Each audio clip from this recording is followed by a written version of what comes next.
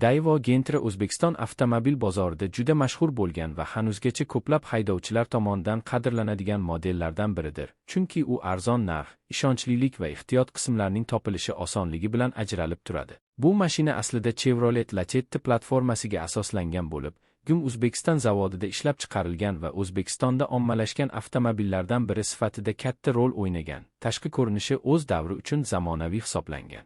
Gentra dizayni yumaloq chiziqlar va soddalikni o'zida mujassam etgan. Avtomobilning old qismi keng radiator panjarasi, klassik Daewoo logotipi, ixcham faralar va o'rtacha kattalikdagi bamper bilan to'ldirilgan.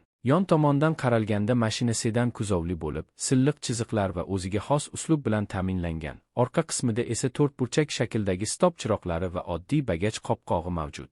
Ichki saloni esa o'z davri uchun yetarlicha qulay va oddiy yechimlar bilan jihozlangan. Gentra salonida qora va kulrang plastik materiallardan keng foydalanilgan. Old panelda mexanik boshqaruv tugmalari, analog spidometr va taxometr joylashgan. O'rindiqlar matodan tayyorlangan bo'lib, ular uzoq masofalarga ham moslashgan. Salon ichida 5 kishini bemalol o'tkazish mumkin. Orqa o'rindiqlar ham yetarlicha joy taqdim etadi. Bagaj hajmi esa o'z sinfi uchun katta bo'lib, oilaviy safarlarda ham qulaylik yaratadi. Texnik jihatdan Daewoo Gentra 1.5 litrli benzin dvigateli bilan ta'minlangan. Bu dvigatel 107 ot kuchiga yaqin quvvat ishlab chiqaradi. U ko'pincha 5 pog'onali mexanik yoki tort pog'onali avtomat uzatmalar qutisi bilan birga ishlatilgan. Avtomobilning tezlanishi o'rtacha darajada, ammo shahar ichida ham, uzoq safarlarda ham qulaylik beradi. Yonilg'i sarfi ham o'z darajasida tejamkor. O'rtacha 8-9 litr benzinni 100 kilometrda iste'mol qiladi. Bu esa O'zbekiston sharoitida juda maqbul ko'rsatkich hisoblanadi.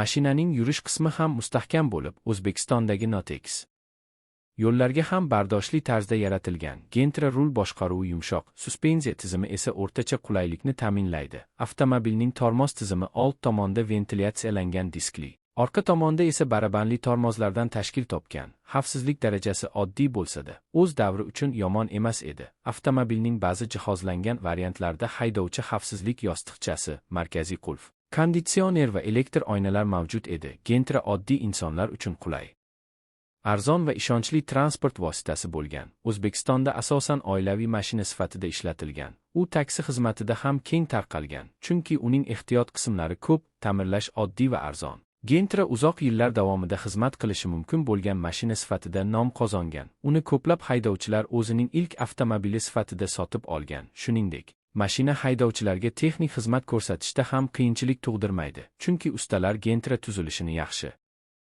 bilishadi.